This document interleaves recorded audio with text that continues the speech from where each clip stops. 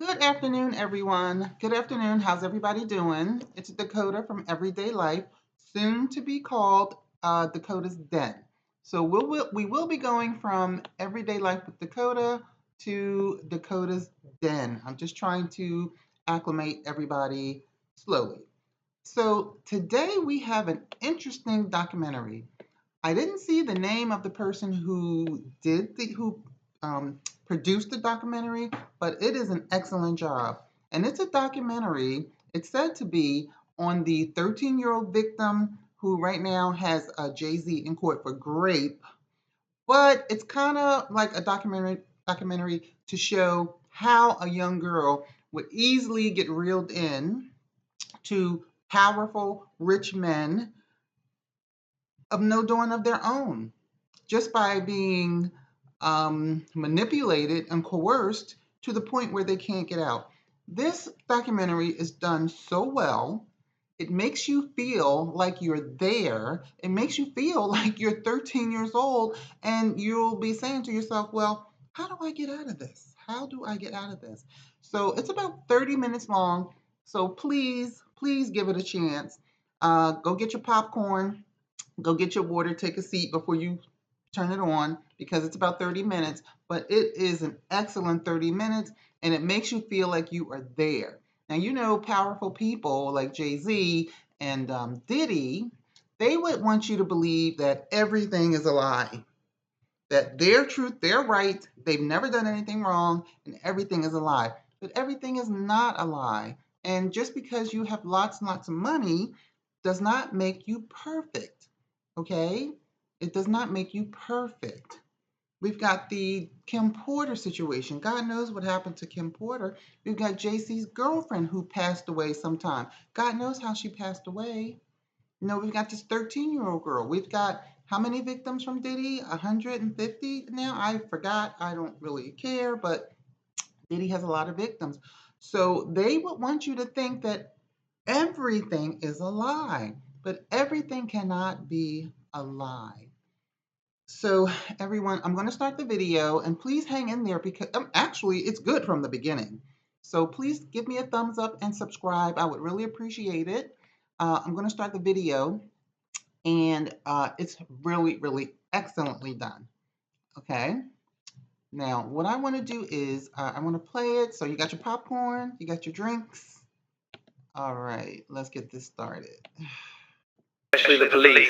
I will kill your whole family. You are mine now, and you will do everything I say. You're my bitch now. Emily Collins was one of P. Diddy's victims of child trafficking, but managed to escape. And in this video, we have the opportunity to hear her story, where she tells all the atrocities she was forced to do to the American rapper. Imagine a beautiful young woman, full of light, who had a dream of being an international model, receives an invitation that seemed to be the perfect opportunity. But when she walks through the doors of a luxurious hotel, she enters a dark universe, commanded by one of the most powerful men in the industry, P. Diddy. What happened to Emily Collins that night changed her life forever. Now, after years of silence, she's ready to reveal the darkest secrets of a scheme that no one dared expose. Before diving into this terrifying story, subscribe to the channel to follow more shocking stories like this. And share this video to warn others of the monster that P. Diddy is. Emily Collins' account begins like this. Since I was little, I always dreamed of being a model. I spent hours in front of the mirror, imagining what it would be like to be on the catwalk, wearing stunning clothes and listening to the applause of a crowd. At 16, I thought I was ready to take the first step towards that dream. So when a stylish woman named Claire approached me after a local fashion show in my town, saying I had the potential to be a star, it felt like the universe was finally listening to me. Claire was charismatic and seemed to know everything about the fashion world. She told me that she worked as a scout for big agencies, and that there was a perfect opportunity for me in New York, an exclusive casting for promising young models. When I showed the invitation to my parents, they were hesitant, but Claire seemed so professional that she ended up winning their trust. He promised it would just be a chance to show my talent. When we arrived at the hotel in New York, I was blown away. It was the most luxurious place I had ever seen, with a facade that shone like gold in the nightlight. The main hall was full of girls my age, all as nervous as I was. It was impossible not to feel like something big was about to happen. But even in the midst of that glow, something seemed off. There were no photographers, cameras, or any sign of a professional environment. When I asked Claire, she responded with a quick smile, "Everything will be explained in due time, dear." When it was my turn, Claire led me to a room on one of the upper floors. It was small and full of mirrors, with a simple table in the center. The atmosphere, which had previously seemed magical, was now heavy. The glamour of downstairs was gone, replaced by something I couldn't understand. A man entered the room. He was tall, dressed in an impeccable suit, and had a cold smile that made me uncomfortable. "Are you ready to be part of the fashion world, Emily?" he asked as he analyzed my every move. I tried to look confident, but something about him made me want to run away. He put a contract on the table, full of fine print that I couldn't fully understand. "Sign here. This is the beginning of your future," he said, his deep voice echoing in the room. When I hesitated, he leaned closer, as if to intimidate. I started to feel trapped. I asked if I could think better of it, or show my parents the contract. But he laughed in a way that made me freeze. "That's not necessary. Claire already took care of everything for you." I pretended I needed to go to the bathroom and hurried out of the room. My heart was racing, and every step I took seemed to take me further from an exit. When I tried to go back to the main hall, I noticed that the hallways were full of security guards. They didn't say anything, but the looks on their faces made it clear that I shouldn't be wandering around. That's when Claire appeared again. She no longer had the friendly smile she used to have. Now she held me tightly by the arm, as if reminding me that there was nowhere to run. "Don't worry, sweetheart. You're exactly where you're supposed to be," she said with disturbing calm, leading me back into the room. It was at that moment that I realized the truth. This wasn't a casting, and the world of fashion that I dreamed of so much was just a facade. My nightmare was just beginning. When Claire took me back to that room, I felt a weight in my chest that I had never felt before. The door closed behind me, and the click of the latch seemed to echo endlessly in my head. The man was still there, waiting for me, but now there was something else in his gaze, something I couldn't identify, but that made me feel like prey being watched by a predator. "Let's try again," he said, pushing the contract toward me. His fingers tapped the table, as if he had all the time in the world to wait. I, on the other hand, felt time was going by too quickly, as if every second wasted was leading me to something much worse. I picked up the pen, but my hands were shaking. With every word I read on that paper, the more confused and terrified I became. The clauses were vague, but carried a frightening tone. Total commitment to the agency. Reserve of all image and identity rights. Acceptance of additional conditions, at the sole discretion of the managers. Nothing made sense, and everything felt wrong. I don't know if I can sign this right now," I mumbled, trying to sound firm. His reaction was immediate. He laughed, but not in a friendly way. It was a cold, cruel laugh, as if I had said something absurdly naive.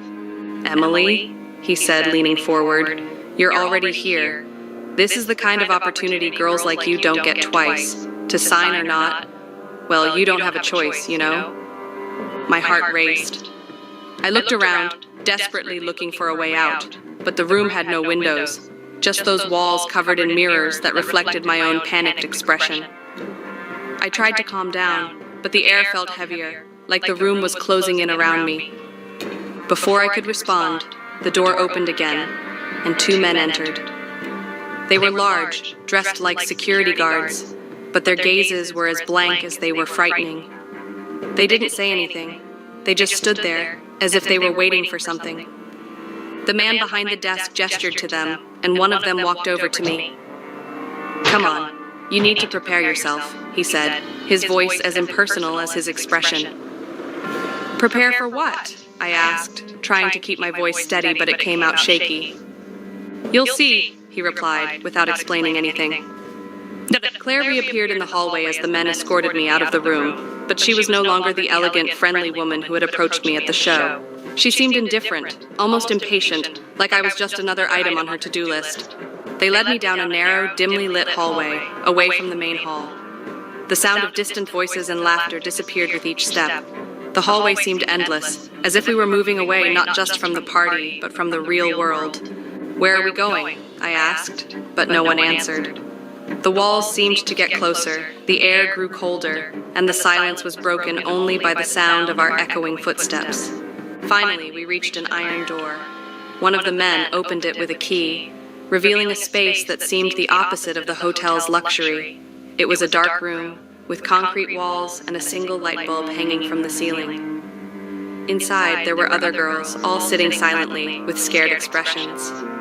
"Come in," one of them said, lightly pushing me inside. I wanted to run, scream, do anything, but something in their eyes told me it would be useless. When the door closed behind me, I knew my nightmare had truly begun. The other girls looked at me, but no one said anything. Some had red eyes from crying. Others seemed almost apathetic, as if they had already accepted that there was no way out.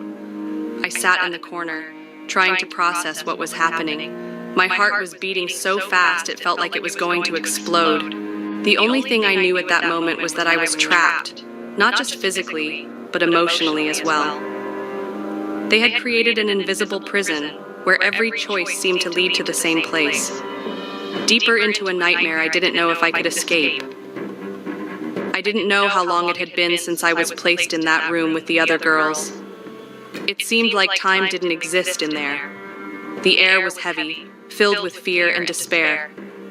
Every now and then, one of the girls would be called out by someone outside. They never came back. The tension in the room was unbearable, and every sound of footsteps in the hallway made my heart race. When it was finally my turn, I heard the door open with a metallic creak. Two men entered, both with expressions as cold as before. "Get up," one of them ordered. My mind screamed to resist, to fight, but my body was paralyzed by fear. They pulled me firmly by the arm, taking me out of the room without giving any explanation. I was led through the hotel hallways again, but this time, I realized we were going to another part of the building. The hallways became darker and quieter, away from the sound of music or laughter coming from the party. Everything seemed calculated, as if they wanted to make me feel completely isolated.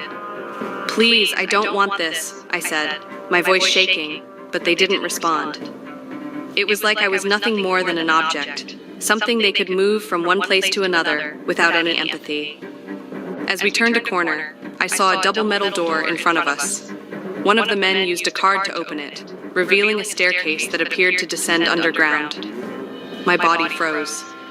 I didn't want to go down those stairs, but one of the men pushed me hard, causing me to trip on the first step. "Don't make this any harder," he said, his voice low but full of menace. The stairs seemed endless, each step echoing off the cold, damp walls. Down there, the environment was completely different from what I had seen until then. There was no more luxury, just concrete walls, dim lighting, and an unpleasant, musty smell mixed with something metallic. When we reached the bottom of the stairs, I saw another door. My heart was beating so fast it felt like it was going to explode. They opened it, and inside was a large room, lit by a single lamp that swayed gently from the ceiling. In the center of the room, there was a metal chair, and around it, several people were gathered. Some wore expensive suits, others casual clothes, but they all had something in common: cold and calculating looks. Among them, I recognized two faces I had only seen on television. Influential figures in music and entertainment, men who seemed untouchable to the outside world. My mind refused to believe what was happening. I shouldn't be there. I was just a 16-year-old girl with the dream of being a model. How had this turned into a nightmare? A woman approached me. She had a flawless face and wore an elegant dress, but her presence was as menacing as that of the men around her. "Welcome," she said with a hollow smile. "You are special, Emily. You will learn that the real world is not like the fairy tales you imagined."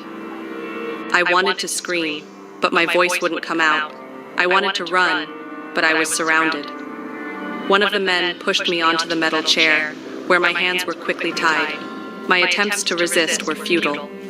"You belong to us now," said one of the men, a cruel smile on his face. At that moment, I knew it wasn't just a mistake or a misunderstanding. I had been kidnapped, taken to a place where no one would find me, where my voice would be silenced, and where I would be just another pawn in a macabre game. The first few days in captivity were a whirlwind of fear and confusion. I didn't know where I was, nor why I had been taken. The only thing I quickly understood was that the initial luxury of the hotel had disappeared, giving way to cold, impersonal, and oppressive environments. But the worst of all was realizing who was behind everything: P. Diddy. I had seen him before, walking through the ballroom surrounded by people who admired and feared him. I never imagined that someone so powerful, an icon that so many people respected, could be linked to something so horrible. Now, he was not just a distant name, but a presence that dominated every corner of that place. They kept us in isolated rooms, with concrete walls and simple metal beds, as if we wanted to be treated like humans. We heard P. Diddy's name constantly. He was the leader of that scheme, the man who gave the orders and controlled everything. Every decision seemed to pass through him, and his power was inescapable. "You are here because Mr. Combs believes in your potential," the guard said, repeating the name as if it were a sacred title.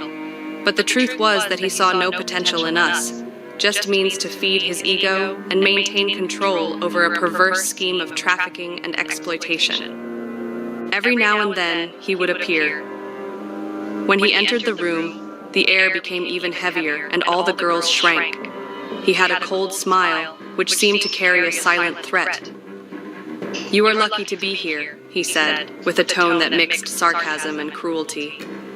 The events they organized were just covers for something much darker. I was taken to luxurious parties, where I had to pretend I was there by choice, smiling for cameras while being closely watched. These parties, always controlled by P. Diddy and his associates, were a theater carefully staged to hide the true purpose. He seemed to be everywhere, moving the pieces of this macabre game with frightening confidence. The years passed in a blur of pain and silence. I was just 16 years old when I was kidnapped, and my body and mind began to bear scars that would never disappear. P. Diddy made us believe there was no way out. His influence was so great that even if we managed to escape, who would believe us? He was untouchable, above suspicion, and he knew it. When I tried to resist, even in the slightest way, the punishment was immediate. I once refused to participate in one of these events. Claire, who was just another pawn in P. Diddy's game, came up to me with a fake smile. "You know what happens to those who disobey, don't you?" she said. Shortly afterwards, I was taken to a dark room, where I was locked for days. P. Diddy never had to raise his voice or hands. His control network was so effective that all it took was a gesture for his henchmen to do the job. But even in the midst of this horror, I began to plan. Every movement of the guards, every locked or unlocked door, every detail that could be used to my advantage. All of this was recorded in my mind. I knew that if I wanted to survive, I would have to wait for the right moment to escape. The men who worked for P. Diddy acted like they were invincible, but I knew that no matter how powerful his network was, they weren't perfect. I needed to believe that, because that was the only hope that kept me alive. Inside me, even buried beneath fear, there was still a spark of resistance. One day, I would get out of that hell. And when that happened, I would tell the world the truth about P. Diddy and what he really was. I formed when I noticed that one of the guards always left the warehouse door unlocked while bringing in supplies. He seemed unconcerned, confident that no one would have the courage or opportunity to use this loophole. I knew this was my chance. I waited for weeks, maybe months, until the moment was right. Meanwhile, I continued pretending to be the obedient girl they wanted. I smiled at parties, followed orders, and forced myself to endure, even when P. Diddy appeared with his calculating gaze, reminding me that he owned everything there, including my life. On the night of my escape attempt, fear almost paralyzed me. The sound of muffled music was coming from one of the parties upstairs, and the guards seemed more relaxed than usual. I knew P. Diddy was there that night, overseeing yet another of his dark events. The idea of being caught by him terrified me, but I knew I couldn't hesitate. I waited for the exact moment when the guard left the warehouse door unlocked, and I entered quickly, holding my breath. Inside, there was a small, high window, my only exit.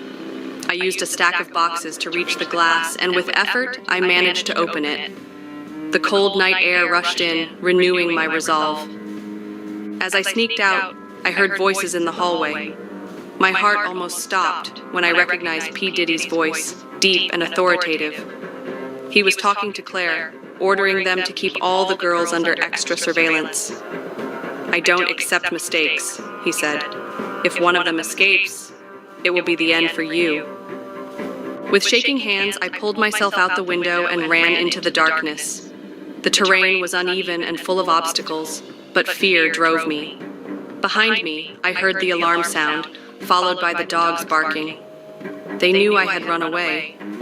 "She's not going far," I heard P. Diddy's voice echo in the distance. "Bring her back, whole or not." Those words gave me strength to continue. He wasn't just a monster. He was a predator, someone who fed on people's fear and pain. But I wouldn't let him capture me again.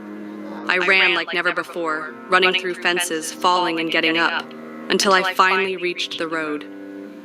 I didn't know where I was going, but the only thing that mattered was getting as far away from that place as possible. When I finally saw the lights of a small town on the horizon, I collapsed to the ground, crying with relief. I had done it.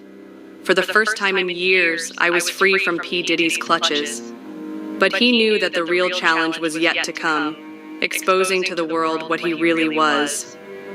My escape was just the beginning. That night, as I ran down the road, I felt like every shadow, every sound, was a sign that they were hunting me, and I knew they were. P. Diddy was not the kind of man who accepted flaws in his system. He had resources, influence, and people willing to do anything to keep his secrets buried. I managed to reach a small town, dirty and bloody, with my clothes torn and my face marked by terror. I found an open gas station, and the attendant, an elderly man, looked at me suspiciously, but also with concern. "Are you okay, girl?" he asked. I wanted to respond, tell everything, ask for help, but the words wouldn't come out. I borrowed a phone and called the police, but before I even finished the call, a strange feeling came over me. I knew they couldn't protect me. Who would believe a girl like me against someone like P. Diddy? He was not just powerful, he was untouchable. And worse, he was sure of it. The next day, the threats began. I was hiding in a cheap motel when my cell phone, which I didn't even know was still working, vibrated with a message from an unknown number. "You can't run away forever. We know where you are." My blood ran cold. He was already watching me, even outside that hell. I left the motel immediately, but I knew I was in a race against time. He had the resources to track me, to manipulate the authorities, to turn me into a fugitive. It wasn't just fear. It was as if he was always one step ahead of me, a predator hunting me relentlessly. In a desperate attempt, I went to a police station. I told part of my story, omitting names and details for fear of reprisal. The police officer who responded to me seemed genuinely concerned, but his expression soon changed as he made a few calls. He looked at me with a mixture of pity and hesitation. "You need to be very careful. There are powerful people involved in this," he said, without needing to say their names. I knew what that meant. Even if they wanted to help, no one would dare stand up to P. Diddy. He had friends everywhere, people who would do anything to protect him. I wasn't just a girl escaping from captivity. I was a living threat to an empire built on lies, fear, and pain. The following weeks were a game of survival. He changed places constantly, never staying in the same place for more than one night. Every time I thought I was safe, something would happen. A car stopped in the street, an anonymous message on my cell phone, or even a stranger who seemed to watch me for too long. The worst moment happened when I was in a public library, researching ways to expose my story without being tracked. A man I had never seen before approached and whispered in my ear, "He knows you're here. You should have stayed where you belonged." I ran away, leaving everything behind. He wanted me to know that there was no escape completely, that his shadow would always be over me. P. Diddy wasn't just a man, he was an entity, an entire system dedicated to silencing anyone who dared challenge him. But despite the constant fear, I didn't give up. Inside me, the spark of resistance was still alive. I started documenting everything I remembered: names, places, events. If something happened to me, at least the truth would be on record. I knew telling my story would be dangerous, but it was the only way to fight the monster he was. Every day out of captivity was a victory, but I also knew that the battle was far from over. P. Diddy wanted to silence me, but I was determined to make sure my voice was heard, even if it cost everything. Even away from captivity, P. Diddy continued to haunt me. It was as if his presence hovered over me, even when I was in crowded places. Every move I made seemed to be watched. Every attempt to tell my story was quickly silenced by forces that seemed larger than I could face. After months of running away, I realized I couldn't live like this anymore. Hidden, afraid of every shadow. I needed to find a way to expose what had happened. I knew it would put my life at risk, but the alternative was to live forever under the control of a man who thought he could do anything and get away with it. My first attempt to tell the truth was on an anonymous blog. I wrote down everything I remembered: the names, the places, the parties, and P. Diddy's role in the entire network. But a few days later, the blog was taken down without warning. I received a message on my cell phone. "You are playing with fire. Stop before you burn yourself." The tone was clear. They knew what I was doing, and they would do everything to silence me. P. Diddy's power wasn't just money or connections. Sounds like Kim Porter talking, right? He had built a protective network that made him almost invincible. Journalists, lawyers, even law enforcement figures seemed to be on his side. Still, I kept trying. I found an independent journalist who seemed willing to hear my story. We met in secret in a remote cafe, and I told her everything. For the first time, I felt like someone truly believed in me. "This needs to be told," she said. But before we could move forward, she disappeared. It simply disappeared. Days later, I received an email from an anonymous sender. "Did you really think she could help? No one can." That message destroyed me inside. P. Diddy didn't even need to hide. He played on fear, on the power of his reputation, and knew he could destroy anyone who tried to challenge him. But he didn't know that, at that point, I was already recording everything. Every message, every attempt at silencing, every step of the way. Everything was documented. Even though he had managed to silence others, I was determined to make sure that if something happened to me, the world would know what he really was. I made one more attempt. This time I recorded a video with my face showing. I looked into the camera and told my story in detail, without hiding anything. P. Diddy, the man the world saw as an icon, was a monster behind the scenes.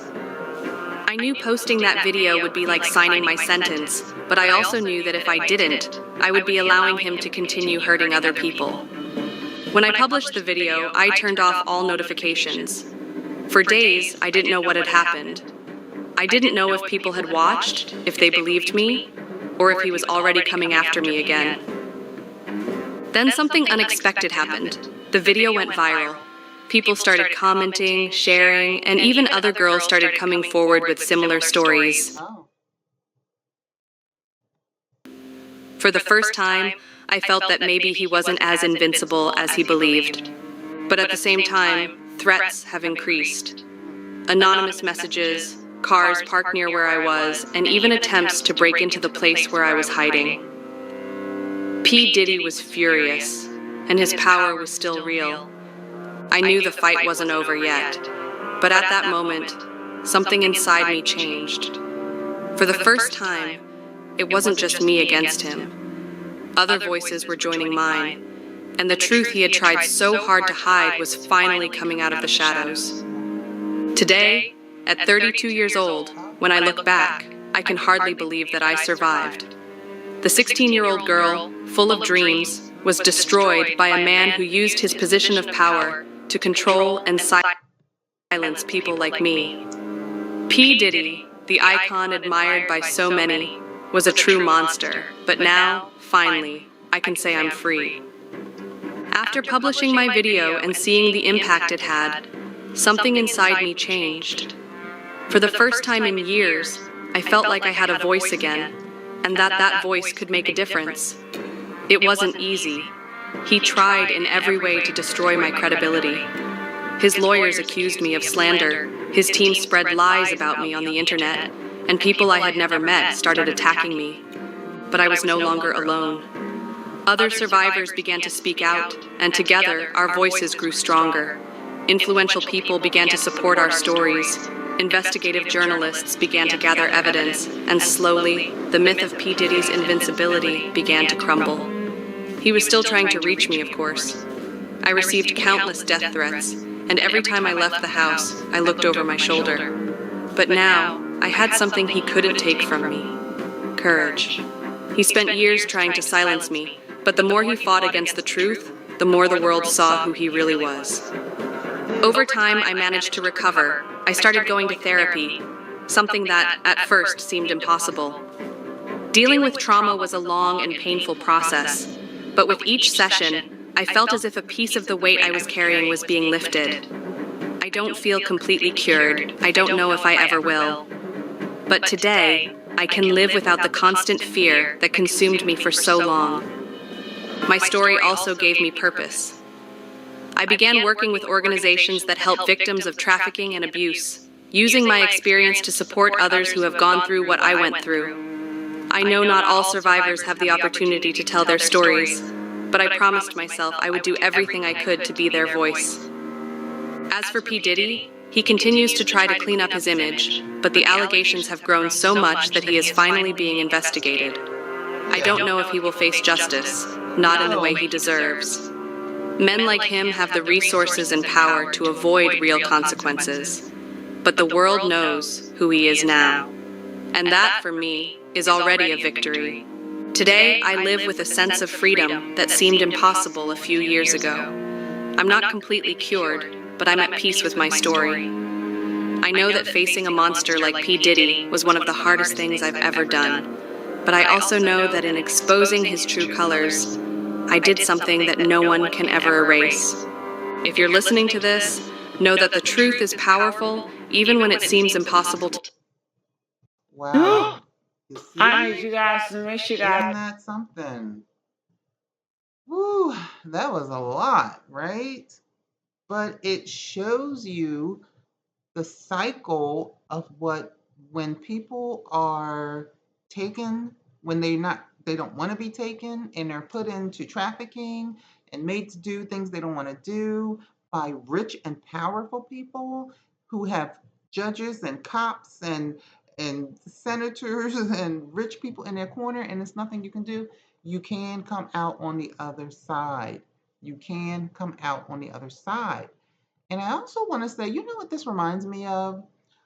Remember when Will Smith? Remember Will Smith was in the award ceremony, and Chris Rock said something about his wife Jada Pinkett Smith, and Will Smith went to the stage and slapped the crap out of Chris Rock. I don't know why I can't get his name right. Diddy. Oh my God. See, Diddy on the brain. Will Smith smacked the crap out of Chris Rock. Remember that? Well, about 3 or 4 days, maybe a week later, Diddy was on stage and he was speaking. He was at an engagement or he was at some award show. I don't think he was getting the award, but he was just talking, just like all the other stars were talking. But this is before we knew about Diddy. This is before we knew about all the victims and what a monster he was. But before Diddy started his speech, I remember he said, listen, if anybody in the audience is feeling froggy, you better have your papers in order. I thought that was the funniest thing ever because you know what he meant. But we took it as a joke. Everybody laughed. Like, if you think you're going to come up here and smack me, I'm not just going to be some simp like Chris Rock. You're going to be in trouble. We didn't know, but he meant that. I mean, I thought it was the funniest statement, but he meant it. You see how things come to light all the time? Well, I hope you guys enjoyed this video. Please give me a thumbs up and subscribe. I would really, really appreciate it. And as you guys can see, I have here Dakota's Den. That's what my new name is going to be. Right now, it's Everyday Life with Dakota, but we're going to change that to Dakota's Den. I just want to let you guys know. So, everybody, I hope you have a great day. It's Sunday afternoon. It's time to cook dinner. I think I'm going to make some chicken piccata if I have the energy. If not, we will be ordering sushi. Okay, so everybody have a great night, great day, and I will talk to you later. Bye.